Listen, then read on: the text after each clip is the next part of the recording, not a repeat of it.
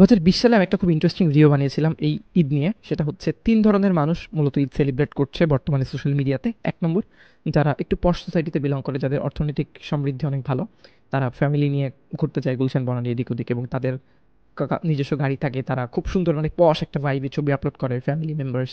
They are cool, they are good, they are the best. Second টাইপের মানুষ হচ্ছে যারা অনেক বেশি শো অফ করে, লাইক অনেক বেশি ছবি দেয়, আপলোড করে, রিল আপলোড করে, এটা করে ওটা করে। There is nothing wrong with that, but তারা খুব বেশি কনসার্ন থাকে তাদের লাইফের ওই অ্যাসপেক্টগুলোকে ইনস্টাগ্রাম দেওয়ার জন্য। থার্ড আরেক ধরনের সবচেয়ে টক্সিক টাইপ অফ মানুষ আছে, যারা সালামি কম পাওয়াতে কমপ্লেইন, যাদের পাঞ্জাবি না গিফট করাতে কমপ্লেইন, যাদের হয়তো টাকা পয়সা সব কিছু নিয়ে কমপ্লেইন, যে আমার ঘুরতে যাওয়ার লোক নাই কেউ, আমাকে এইটা দেওয়ার লোক নাই কেউ। সো এইটা আরেক ধরনের মানুষ। So this three type of people are available there. এর মধ্যে প্রথম বাদ বাদ দিচ্ছি, তারা তাদের বাবলের মধ্যে থাকে, এই ধরনের মানুষ খুবই কম। সেকেন্ড টাইপ অফ মানুষ এবং থার্ড টাইপ অফ মানুষ অনেক বেশি, সবচেয়ে বেশি থার্ড টাইপ অফ মানুষ। এদের জন্য আমার কিছু কথা আজকে বলি। একটা ফেস্টিভ্যাল মানে কি? একটা ফেস্টিভ্যাল হচ্ছে একটা উৎসব। সো আপনি যদি একটা উৎসবে পার্টিসিপেট না করে নিজেকে অনেক কুল দেখানোর চেষ্টা করেন এবং মানুষকে আপনার চেয়ে আলাদা ভাবা শুরু করেন, যে আমি তো সবার মতো করে সালামি পাচ্ছি না, আমি তো সবার মতো করে ছবি আপলোড করছি না, that simply means I'm different than others.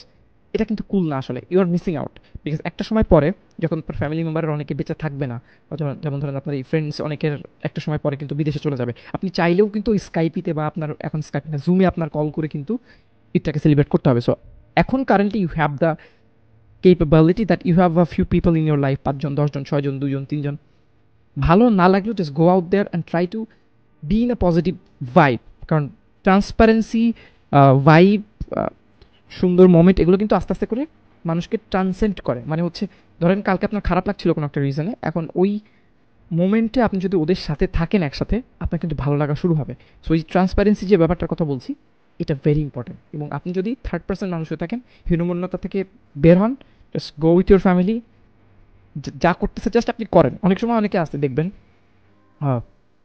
যেটা করে যে বিভিন্ন উসিলা খোঁজে নিজের লাইফে হ্যাপিনেস খুঁজে বের করতে, কারণ এরা অনেক বেশি লোনলি। এদের এই মানুষগুলো নাই। অনেক অনাথ মানুষ দেখবেন যে মানে এতিমখানাতে, অনাথ আশ্রম, এইসব জায়গায় কিন্তু অনেক কিছু ডোনেট করার চেষ্টা করে। বিকজ আপনি যেই লাইফটা এখন লিড করছেন, যেটা থেকে আপনি নিজের মাথায় নেগেটিভলি চিন্তা করে করে নিজেকে অনেক বেশি সাফার করিয়েছেন, এবং then you are thinking everyone else doesn't love you, everyone else doesn't care for you, and you are thinking it is cool, you are actually making a loop in your mind. So you have to break that, you have to be normal, you have to just come out and love people and try to get love back. So এটা very important. এটাই আজকে আমার আপনাদের সবার জন্য আয়োজন, মানে কী বলে এটার নাম, পরামর্শ ছিল, উপদেশ ছিল। আর এটা ভেরি ইম্পর্টেন্ট। সেকেন্ড টাইপের মানুষদের জন্য একটু বলি, আপনারা যে শখ করছেন তারা খুবই ভালো জিনিস, আপনার লাইফ, আপনার সোশ্যাল মিডিয়া, বাট সোশ্যাল মিডিয়াতে সব কিছু শো অফ করা এবং বাস্তবে ওই জিনিসটাকে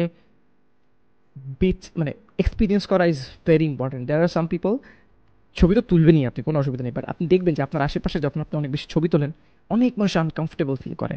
ওই ছবি তোলার ব্যাপারটা সবার ক্ষেত্রে যায় না। Some people just want to have their experiences because they have gone through so much. অনেকের হয়তো ছোটোবেলায় মা মারা গিয়েছে, বাবা মারা গিয়েছে, তাদের অনেক লম্বা সময় পর্যন্ত হয়তো নিজে ঈদে জামা কাপড় কিনতে পারেনি, এখন সে একটা ভালো চাকরি বাকরি করছে, আপনাদের বাসায় এসেছে, ছবি তুলছেন অনেক বেশি, তার সাথে কথা বলছেন না। Not everyone wants the same thing, and social media is a very fake world. So that's my uh, like অনুরোধ to you guys, যে don't put everything on social media, don't be hinomanno, just even if you don't like it, just be with your family, just go around. Because আমি যেমন একটা podcast শুনছিলাম যে তারা বিদেশে থাকে, সো তাদের ঈদে তাদের খুব খারাপ লাগে বিকজ তারা দেশে আসতে পারে না। So you are actually living that life even after you are in Bangladesh. Okay, so you should not do that. Okay, should not do that. যেমন আমি ছোটোবেলা থেকে আমার যেসব ফ্রেন্ডরা ছিল, আমি হিন্দু বাট তারা মুসলিম ছিল, তাদের সাথে আমি চাঁদ রাতে ঘোরা থেকে শুরু করে, সকালবেলা বের হওয়া থেকে শুরু করে, বাজি ফোটানো থেকে শুরু করে সব কিছুই করেছি। So my childhood was good kind of, এদিক দিয়ে বলতে গেলে আমি কিন্তু মিস আউট করিনি, দিন শেষে কিন্তু আমার খারাপ লাগেনি, ভালোই লেগেছে। So it's like that. সবার থেকে যখনই আপনি ইন্টেলেকচুয়ালি, মানসিকভাবে একটু আলাদা ভাবার চেষ্টা করবেন নেগেটিভ ওয়েতে, তখনই কিন্তু ব্যাপারটা ঝামেলা হবে। যদি আপনি কোনো একটা পজিটিভ জিনিসের উপর স্ট্যান্ড নিতে চান, যে লাইক এখানে ধর্ষণ হয়েছে, সবাই বলছে ধর্ষণ হওয়া ভালো হয়েছে, আমি বলছি খারাপ, এখানে আমি তাদের চেয়ে আলাদা, দ্যাট ইজ গুড। বাট সবাই এনজয় করছে অ্যান্ড ইউ আর থিঙ্কিং যে আমার এগুলো ভালো লাগে না, আমি বড় হয়ে গেছি, doesn't make any sense. Sometimes ওই যে নাভাল রবিকান্তের একটা কোট আছে না, যে you think you are smart, that simply means you have to be happy. If you are smart enough and you're not happy, that simply means you are not smart. সে এটাই বলতে চাচ্ছে যে আমি যদি হ্যাপি হই এবং আমি এরকম হবে, আমি যদি নিজেকে সুস্থ সবল এবং খুব স্মার্ট মানুষ বলে দাবি করি, তাহলে আমাকে তো হ্যাপি হতে হবে। আমি যদি সুস্থ বলি, আমি যদি নিজেকে স্মার্ট বলি এবং আমি হ্যাপি না, আমি যদি আসলেই সুস্থ বা আমি আসলে যদি মানে স্মার্ট হতাম তাহলে তো আমি হ্যাপি হতাম, আমি জানতাম যে কী আমাকে আনহ্যাপি করে। সো খুবই ডিপ ব্যাপারটা, আপনারা যারা শুনেন এই পডকাস্টটা শুনতে পারেন। But that's my point about it. অনেক কথা বলে ফেললাম, I hope it make sense. By.